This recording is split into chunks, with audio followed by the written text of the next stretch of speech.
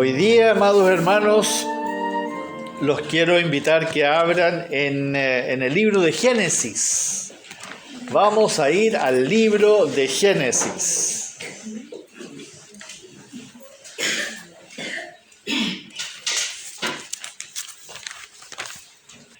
Y vamos a leer en dos capítulos. Vamos a leer en el capítulo 22 y en el capítulo 24. Hermano Renato, si usted nos pudiera leer, por favor, capítulo 22, del versículo 1 al 5. Y después, hermana Fanny, si usted nos puede leer en el 24, del capítulo, versículo 1 también, pero al 4 solamente. Por favor, escuchen bien, pongan atención, porque es muy interesante lo que el Señor nos va a revelar en estos dos textos. Aconteció después de estas cosas que probó Dios a Abraham y le dijo: Abraham. Y él respondió: heme aquí. Y dijo: toma ahora a tu hijo, tu único, Isaac, a quien amas, y vete a tierra de Moriah, y ofrécelo allí en holocausto sobre uno de los montes que yo te diré. Y Abraham se levantó muy de mañana y enarboló su asno, y tomó consigo 2 siervos suyos y a Isaac su hijo, y cortó leña para el holocausto, y se levantó y fue al lugar que Dios le dijo. Al tercer día alzó Abraham sus ojos y vio el lugar de lejos.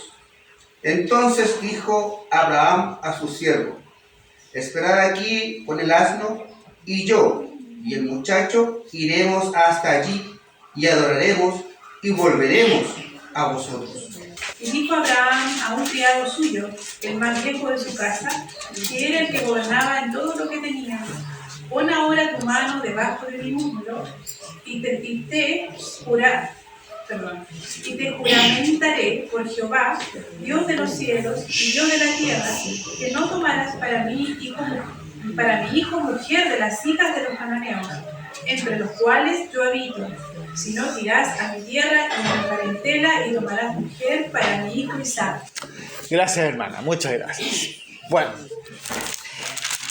dos relatos muy conocidos. Esto es el momento en que Dios decidió entonces hacer algo increíble, que muchas veces nos confunde, porque es algo que uno diría: ¿por qué Dios va a pedir algo así? Pedirle a su siervo amado, a Abraham, que sacrifique a su hijo. Hermanos amados, aquí hay algo que vamos a rescatar de esta verdad que verdaderamente necesitamos poner atención. Antes de eso, quiero pedirles que oremos. Glorioso Padre que estás en los cielos, en esta tarde nos presentamos delante de ti para extraer de estos dos textos que acabamos de leer la verdad que está oculta aquí, algo que tú en ese momento estabas marcando, estabas decidiendo que así iban a ser las cosas en el futuro a través de dos hechos que parecen que no tuvieran ninguna relación entre sí y que sin embargo nos van a mostrar algo extraordinario. Por eso te pido, Padre amado, que seas usándome para poder extraer de esto que tú dejaste oculto en ese momento, pero que después revelaste en el tiempo. Gloria sea a tu santo nombre. En Cristo Jesús oramos. Amén. Amén. Bueno, hermanos amados, nosotros siempre en los estudios hemos aclarado que el Antiguo Testamento contiene el Nuevo Testamento. Todo el Nuevo Testamento está guardado en el Antiguo Testamento. Y el Nuevo Testamento explica o revela el Antiguo. Eso es interesante. Todo lo que iba a suceder en el Nuevo Testamento ya estaba profetizado en el Antiguo. Y a medida que los escritores fueron escribiendo el Nuevo Testamento, fuimos descubriendo y seguimos descubriendo lo que el Señor había guardado en el Antiguo Testamento. Acá entonces se nos relata este famoso suceso, porque es algo que sucedió, cuando Dios, como dice ahí, fue a probar a Abraham. Ahora, estamos hablando que Abraham ya había pasado por muchas pruebas. Aquí vemos que el Señor dice claramente que lo volvió a probar. Y le dijo algo que parece totalmente irracional. Toma a tu hijo Isaac. Isaac tenía en ese momento aproximadamente 15 años. No era un bebé chiquitito. Tenía 15 años. Sabía perfectamente lo que estaba pasando. Y le dijo entonces, toma ahora a tu hijo Isaac. Y miren lo que dice. ¿A quién amas? Tu único hijo Isaac, ¿a quién amas? Una cosa interesante. A medida que se fue estudiando la Biblia, los que se dedicaron a estudiar la Biblia, cuando llegaban a una palabra que se decía por primera vez, que nunca antes se había mencionado, era como un hito, era una marca en la Biblia. Y esta palabra acá se menciona por primera vez, la palabra amor. Es la primera vez que se menciona la palabra amor. Por lo tanto, aquí parte un hito de aquí en adelante. Es una marca que deja el Señor en su escritura. Hay varias palabras que van a aparecer a medida que continúan las escrituras, y esta es la primera vez que dice a quién amas. Pero fíjense, el único y amas. Pongan atención, miren cómo va a ir apareciendo la verdad. Luego le dice en el versículo 22, vete a la tierra de Moriah. ¿Ya? La tierra de Moriah quedaba más o menos unos 60 kilómetros al norte de donde vivía Abraham. O sea, si Dios le estaba diciendo, sacrifícame a tu hijo, ¿por qué no le dijo, sacrifícamelo aquí, a donde estás viviendo? No, le dijo, ve a la tierra de Moriah, que era una tierra que Abraham había pasado por ahí, pero era una tierra desconocida para él. Y continúa diciendo, ofrécelo allí en holocausto. Y fíjense al final del versículo 2 dice, sobre uno de los montes que yo te diré. No le dijo cuál, le dijo, yo te voy a decir en ese momento. Y Abraham entonces, que lo curioso es que dice el versículo 3, que Abraham se levantó muy de mañana y enalboró a su asno. Sin pensarlo dos veces. Abraham se levantó al día siguiente, no cuestionó, no se tiró en el suelo, no se rasgó las ropas, que eran costumbres que hacían cuando Dios decía o les pedía algo difícil, ellos verdaderamente se humillaban y oraban. No, Abraham no hizo nada de eso, sino que dijo, vamos. ¿Qué indica esto? Esto indica que para Abraham esto era un mandato de Dios, y no solamente él le quería obedecer a Dios, como hacía una cosa que él va a obedecer cualquier cosa que Dios diga. No, él en ese momento entendió que por alguna razón que él no entendía, Dios le estaba mandando a hacer algo que Dios iba a resolver, de alguna manera. Y en ese momento, de ese momento en adelante, para Abraham, su hijo Isaac estaba muerto, porque Dios le había dado la orden de que tenía que sacrificarlo, a quien él amaba. Él dice aquí que él amaba a su hijo, era lo más preciado. Acuérdense que Dios a Abraham le había dado una promesa que por medio de Isaac él iba a tener una descendencia como la arena a la orilla del mar. Pero tenemos un indicador en Hebreos. Si ustedes van a Hebreos capítulo 11, ahí hay un indicador por qué para Abraham estaba como muerto. Miren lo que dice en el capítulo 11, cuando justamente habla de la fe de Abraham, versículo 19. Dice, pensando que Dios es poderoso para levantar aún de entre los muertos, Abraham salió porque dijo que lo va a levantar aunque sea de entre los muertos. No era una explicación, no era algo que él sabía, pero él tenía esa absoluta certeza porque él no tenía otra descendencia. Y Isaac era la promesa, y él sabía que era la promesa. Entonces Abraham tenía absoluta certeza de que Isaac ya estaba muerto, él lo tenía que sacrificar, no tenía que pensar en nada más y decidió entonces salir inmediatamente. Y recorrió este trecho y como dice ahí, al tercer día, pongan atención a esas cosas, unigénito, o más bien dicho, único hijo, amado, lo llevó durante 3 días para Abraham. Isaac estaba muerto por 3 días, pongan atención a eso. Interesante cómo se va desenvolviendo esta verdad que está oculta en este relato, que es un suceso, que es algo que sucedió. Entonces llegó el versículo 5, entonces dijo Abraham a su siervo, y pongan atención a esto: esperad aquí con el asno, yo y el muchacho iremos hasta allí y adoraremos y volveremos a vosotros. Volveremos a vosotros. Estaba diciendo que iba a volver, pero ¿cómo iba a volver si él iba a ir a sacrificar a su hijo?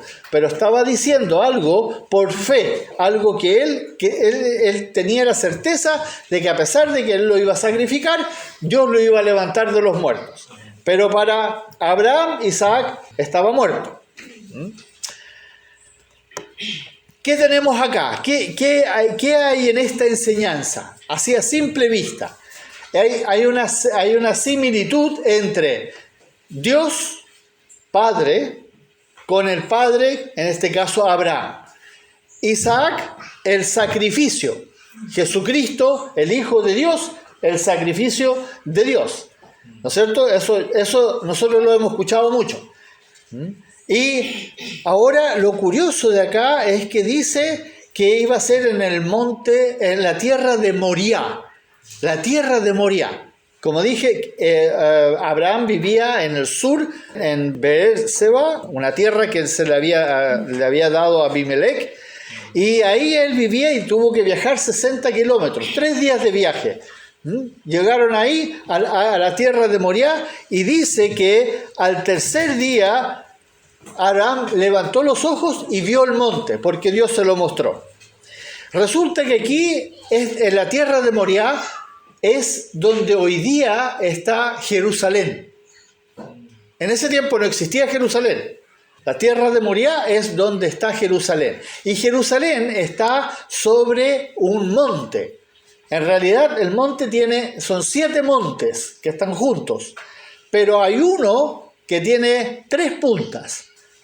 La primera punta fue donde David construyó la ciudad de David. En la segunda planicie es donde se construyó el templo.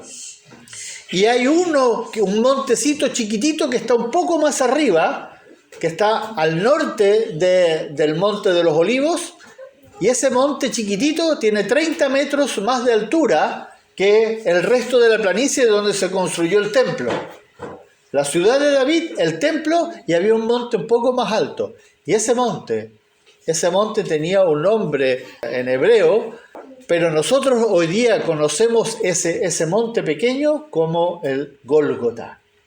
Y sobre ese monte le pidió Dios a Abraham que fuera a sacrificar a su hijo. Y fue a ese monte y hizo el altar, puso los palos, puso a su hijo encima. ¿Se acuerdan? Ustedes conocen el relato, ¿no es cierto? Y sacó el cuchillo que había traído preparado, y el hijo le había preguntado cuando iban subiendo, dijo: papá, ¿cómo es posible que vamos a sacrificar un cordero? ¿Y dónde está el cordero? Y Abraham le dice, aquí ustedes pueden leerlo, en el versículo 7, al final, le dice: ¿dónde está el cordero? Y en el 8, Abraham le responde: Dios proveerá un cordero para sí. Él se va a proveer de un cordero. Y cuando Abraham finalmente estaba sacrificando y le iba a enterrar el cuchillo literalmente a su hijo para presentarlo como holocausto delante de Dios, Dios en ese momento, entonces, si ustedes leen, lo para y aparece un cordero detrás de él para que Abraham entonces lo sacrificara. ¿Ya? Ese es el relato aquí. Tenemos a la imagen del Padre, de Dios, tenemos la imagen del Hijo, de Jesucristo, tenemos la representación del Cordero. Jesús es el Cordero de Gloria. Tenemos el lugar donde el Cordero de Gloria iba a ser sacrificado, que era el monte que estaba ahí en la tierra de Moriah, que tiene el nombre, tenía un nombre en hebreo que no me acuerdo en este momento, y que hoy día se llama el Gólgota. ¿Ya? ¿Van siguiendo esto? Vamos ahora al capítulo 24. En el capítulo 24... ¿De Génesis? Estamos de Génesis, sí. Viene la segunda parte. Pasó el tiempo, no se sabe cuántos años exactamente, pero la mayoría concluyen de que ya pasaron por lo menos unos 5 a 6 años o un poco más. Y continúa el relato porque ya había muerto, el capítulo 23, si ustedes lo leen, es el relato de la muerte de Sara. Muere la mamá de Isaac, la esposa de Abraham. Para Isaac, la mamá era sumamente importante, por supuesto, y él se queda solo y él se queda a vivir en la tienda de la mamá, donde vivía la mamá. Pero no en la ciudad donde vivía Abraham, sino que en otro lugar que se llama el Negev. Y Abraham dice aquí, el capítulo 24, versículo 1 al 4, como leyó nuestra hermana Fanny, Abraham ya viejo y avanzado en años y bendecido por todo. Dios lo había bendecido porque había sido fiel. Tenía un criado, un hombre de confianza, el más viejo de todos, que en el capítulo 15, si ustedes van al capítulo 15 de Génesis, ahí está mencionado el nombre, versículo 2, al final dice el nombre de este mayordomo, que era el que tenía el poder sobre todos los bienes de Abraham.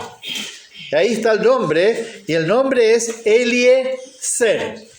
Eliezer. Y la palabra Eliezer en hebreo significa consolador. Pongan atención. Consolador. Entonces, ¿qué hace Abraham? Volviendo al capítulo 24, Abraham le dice a este Eliezer, ven y pon tu mano debajo del muslo y yo voy a hacer un juramento. Y el juramento es que tú vas a buscar la novia para mi hijo. Pero no la puedes buscar en la tierra que yo estoy viviendo, sino que vas a tener que ir a mi parentela, a la tierra de los gentiles. Ahí vas a tener que ir a buscar a la novia. Pongan atención. Y Eliezer acepta eso y parte y va y viaja un viaje de 800 kilómetros en esos tiempos, hermano. Si para nosotros viajar 800 kilómetros ya es complicado, imagínense en esos tiempos, 800 kilómetros. 60 kilómetros tomaran 3 días, saquen la cuenta, casi un mes se demoró en llegar a la tierra donde iba a buscar la novia para el hijo de su amo. ¿Se acuerdan que Abraham representa a Dios Padre? Isaac representa al Hijo, a Jesucristo. Eliezer representa al Espíritu Santo. Miren cómo se va armando esto. Eliezer va y llega a la tierra, no tenía idea quién era la novia, cómo iba a ser la novia. No sabía nada. Y le pide a Dios que, si ustedes leen el capítulo 24, le pide a Dios que por favor le muestre quién va a ser la mujer que él tiene que traer, porque él no sabía.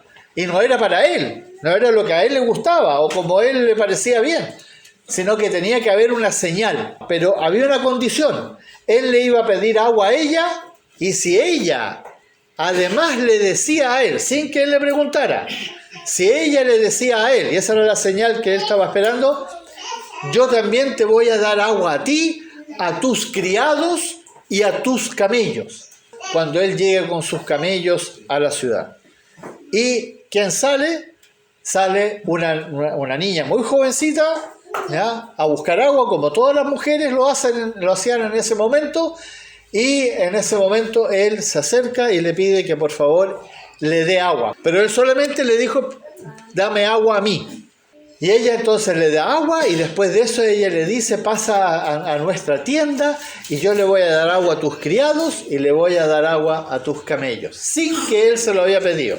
Y en ese momento él sabe que esa niña era la mujer que él tenía que llevar de vuelta. Y ella, sin saber qué pasaba, finalmente él viene y habla con los padres y él le da dones, él le da regalos a ella, no a los padres. Hace un trato con él, con los familiares y le da dones y regalos a ella.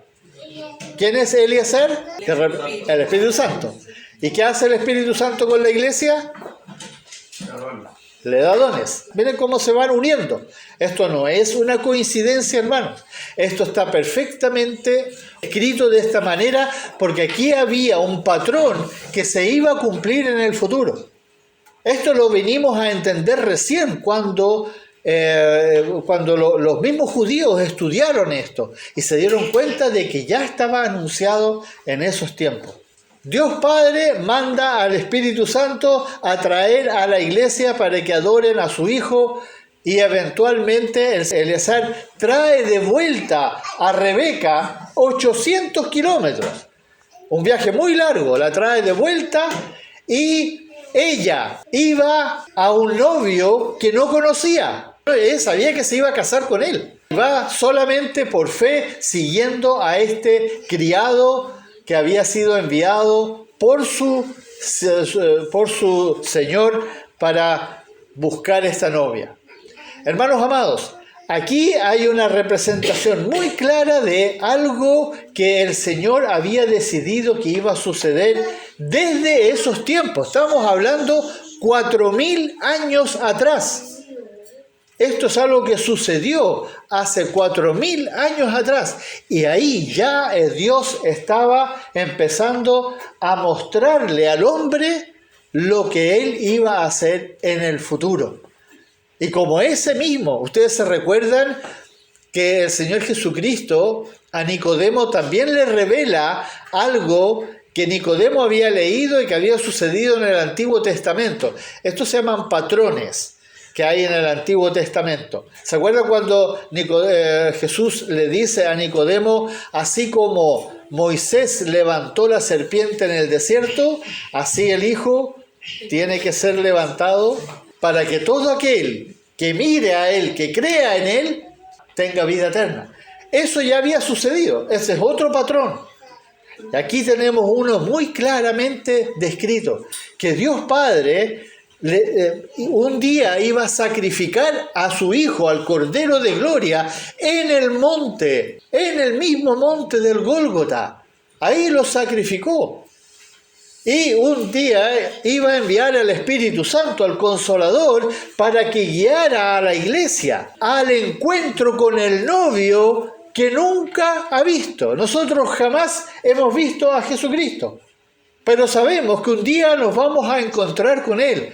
Si es que somos fieles como lo fue Rebeca. Rebeca fue sumamente fiel y le creyó a este hombre y a Dios, por supuesto, que ella iba a tener un encuentro un día con su novio, que no conocía, que no se podía ni siquiera imaginar. Y nosotros también tenemos esa esperanza, hermanos amados. Así como Rebeca se preparó y confió y recibió los dones con gusto y con gozo en su corazón, así nosotros también, amados hermanos, debemos ahora tomar mucha conciencia de lo que hablábamos en delante. Nosotros vamos a encontrarnos un día con el Señor Jesucristo, si es que nosotros verdaderamente nos mantenemos apartados, nos santificamos para el Señor. Está escrito que así va a ser un día. Escuchemos y pongamos atención. Esto no es una fantasía que a alguien se le ha ocurrido. Esto está escrito y esto es algo que se va a repetir exactamente, así como sucedió en ese momento por medio de seres humanos. Eleazar era solamente un criado, pero tenía el nombre, curiosamente, el nombre del Consolador. Y el cordero, que en vez de ser sacrificado, Isaac, fue sacrificado un cordero, y ese cordero ya era una señal de que un día Dios iba a proveer un cordero para el sacrificio perfecto, y ese cordero, como dice en Isaías 53, fue nuestro Señor Jesucristo, que fue al matadero sin abrir su boca y aceptó ser sacrificado para que tú y yo, hermano amado, podamos hoy día gozar de haber sido perdonados de nuestros pecados, y segundo, de tener absoluta certeza de que resucitaremos un día. Si es que, como lo leímos justamente en Mateo capítulo 7, 21, si es que nosotros verdaderamente hacemos la voluntad de nuestro Padre que está en los cielos. Y esa voluntad, hermanos, es la santificación. No se olviden de eso, hermanos. Esto no es simplemente porque yo voy a la iglesia, porque yo me porto bien, porque yo leo la Biblia, porque yo hago alguna oración o porque canto cánticos. No, hermanos amados. El tema central es la santificación. Apartarse para con nuestro Señor Jesucristo. Que el Señor nos ayude, amados hermanos. Oremos.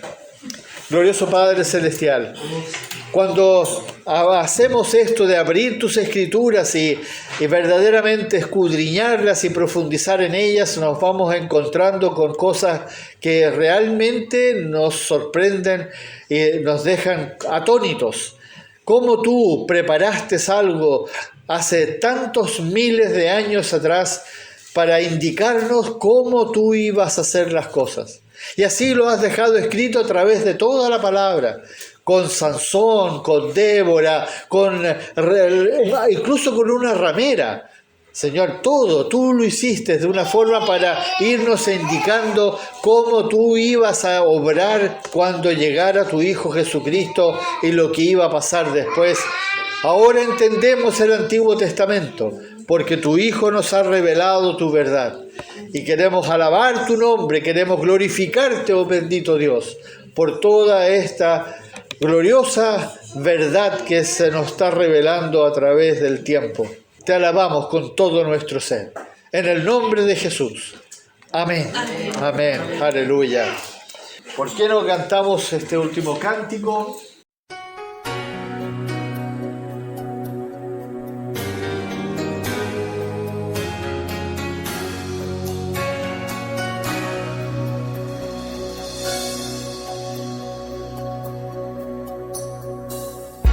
Sería de mí si no me hubieras alcanzado. ¿Dónde estaría hoy si no me hubieras perdonado? Tendría un vacío en mi corazón, vagaría sin rumbo, sin dirección. Si no fuera por y por tu amor, si no fuera por tu gracia y por tu amor, sería como un pájaro herido que se muere en el suelo, sería como un ciervo que brama por agua en un desierto. Si no fuera por tu gracia y por tu amor, si no fuera por tu gracia y por tu amor, ¿qué sería de mí si no me hubieras alcanzado?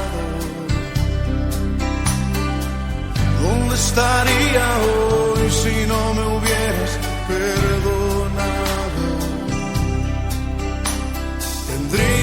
vacío en mi corazón, vagaría sin rumbo, sin dirección.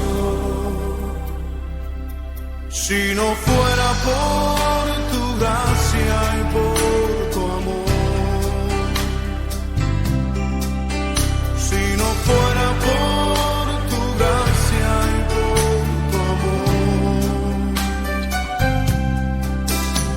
sería como un pájaro herido que se muere en el suelo,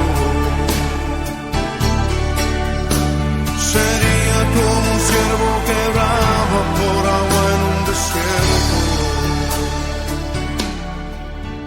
Si no fuera por tu gracia y por tu amor, si no fuera por tu gracia y por tu amor, si no fuera por tu gracia y por tu amor, si no fuera por tu gracia y por tu amor, sería como un pájaro herido que se muere en el suelo, sería como un ciervo que brama por agua en un desierto. Si no fuera por tu gracia y por tu amor, si no fuera por tu gracia y por